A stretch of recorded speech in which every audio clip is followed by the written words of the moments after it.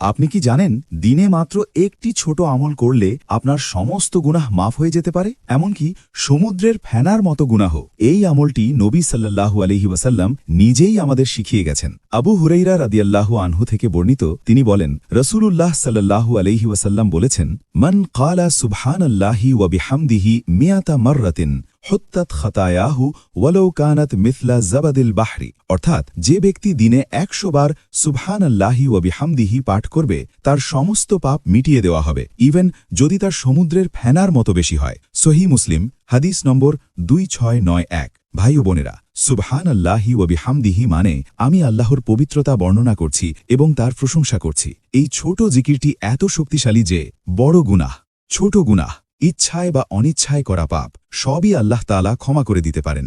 শুধু দিনে 100 বার, হাঁটতে হাঁটতে, কাজ করতে করতে, নামাজের পরে, যে কোনো সময় পড়া যায়। ভাবুন তো, আমরা কত সময় মোবাইল স্ক্রল করি, কত কথা বলি, অথচ মাত্র 2-3 মিনিটে এত বড় সওয়াব পাওয়া যায়। আজকের চ্যালেঞ্জ, আজ থেকেই প্রতিদিন 100 বার সুবহানাল্লাহি ওয়া বিহামদিহি পড়ুন। কমেন্টে লিখুন, ইনশাআল্লাহ আমি আজ থেকে শুরু করলাম। ভিডিওটি ভালো লাগলে লাইক দিন। আর যদি আপনি ইসলামিক জ্ঞানভিত্তিক ভিডিও পেতে চান, চ্যানেলটি ফলো বা সাবস্ক্রাইব করতে ভুলবেন না এবং বেল আইকনে ক্লিক করতে ভুলবেন না। আর এই ভিডিওটি অন্যদের কাছে শেয়ার করুন, যাতে তারাও গুনাহ মাফের এই সুযোগ পায়। আল্লাহ আমাদের সবাইকে সঠিক দিনের পথে চলার তৌফিক দিন। আমিন।